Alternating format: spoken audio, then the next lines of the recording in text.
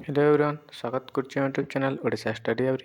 तो पे काली आम देखीदेला +3 फर्स्ट सेमिस्टर एनईपी 2020 सिलेबस अनुसार जो एमडीसी ओडिया कोर्स रही है। तो यूनिट 1 रु आम केते गुड़िए 1 मार्क और 2 मार्क विशिष्ट प्रश्न आलोचना करथिला।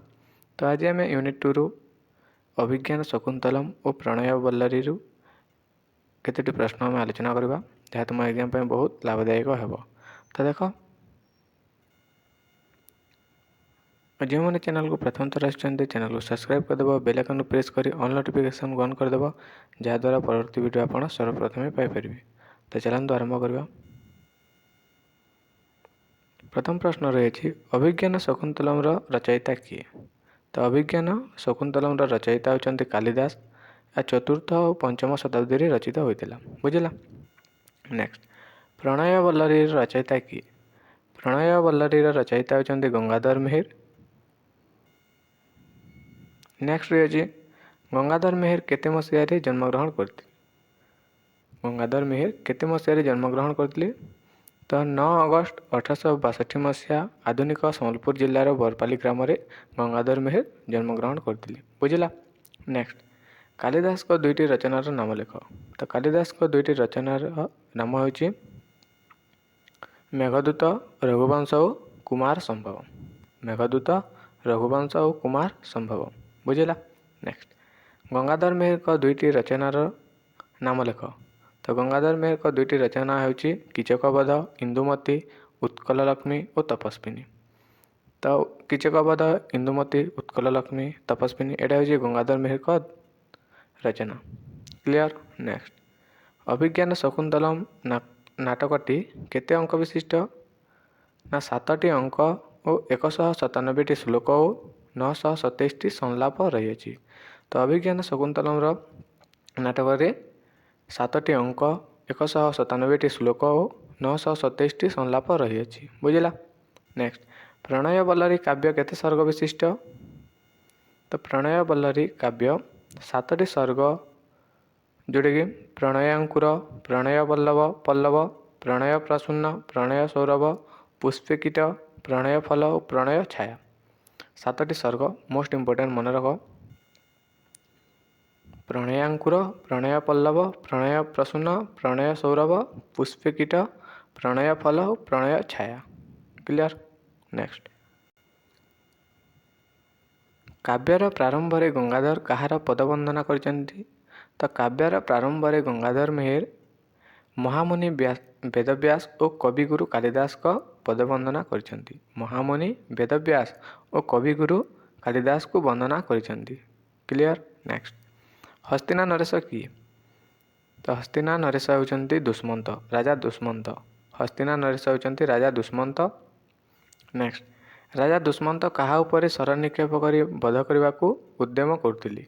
तो राजा दुष्मंत जंगल को जिते शिकार करने को जाते से मृग को शर निक्षेप कर बध करने को उद्यम करथिले। गोटे मृग को शर निक्षेप कर बध करने को उद्यम करथिले।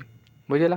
नेक्स्ट, राजा दुष्मंत कहा आश्रम अतिथि होते ना राजा दुष्मंत कर्ण ऋषि आश्रम अतिथि होते। राजा दुष्मंत कर्ण मुनि अर्थात कर्ण ऋषि आश्रम अतिथि होते। नेक्स्ट, सोमतीर्थ रे शकुंतलंक ग्रह खंडन कथा क्योंटी वर्णित अच्छी ना सोमतीर्थ रे शकुंतलंक ग्रह खंडन कथा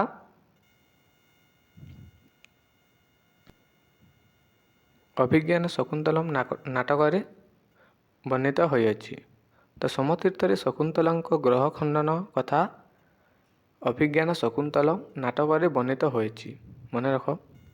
नेक्स्ट, दुष्मंतर दक्षिण बाहु केतेबेले स्पंदित होइछि ना दुष्मंतर दक्षिण बाहु प्रणय वल्लरी काव्य दुष्मंत ऋषि आश्रम को जाइछन्ति, शकुंतला को देखिछन्ति, तापरे स्पंदित होइछि।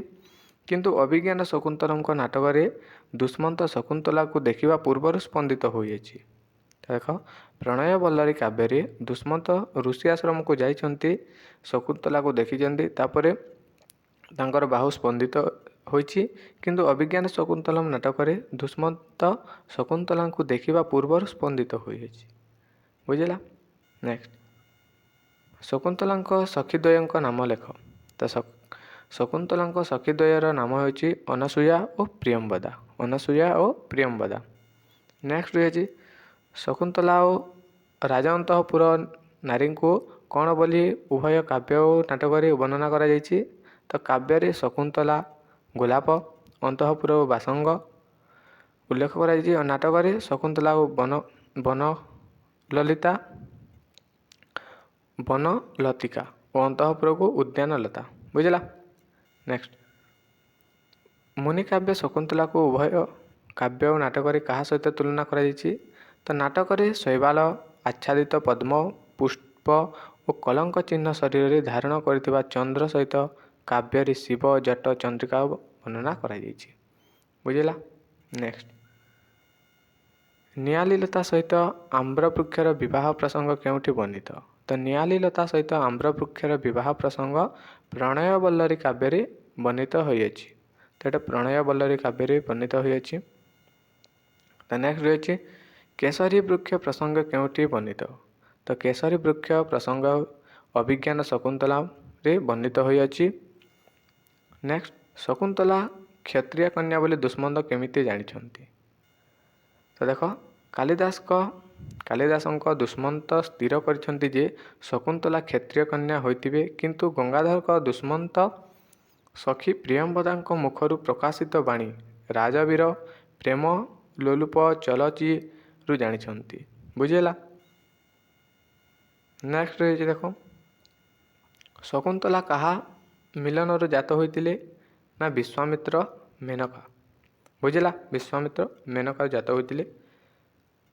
ତ ଏଇଟା ଥିଲା +3 ଫାର୍ଷ୍ଟ ସେମିଷ୍ଟର MDC ୟୁନିଟ୍ 2ରୁ 20ଟି 1 ମାର୍କ କ୍ୱେଶ୍ଚନ୍। ଆଶା କରୁଛି ଭିଡ଼ିଓଟି ଭଲ ଲାଗିଥିବ। ଭିଡ଼ିଓଟି ଭଲ ଲାଗିଥିଲେ ତୁମ ସାଙ୍ଗସାଥିମାନଙ୍କୁ ସେୟାର କରିଦେବ, ଯାହାଦ୍ୱାରା ସେମାନେ ମଧ୍ୟ ଉପକୃତ ହୋଇପାରିବେ। ତ ନେକ୍ସଟ ଭିଡ଼ିଓରେ ଆଉ କେତୋଟି ପ୍ରଶ୍ନ ଆଲୋଚନା କରିବା।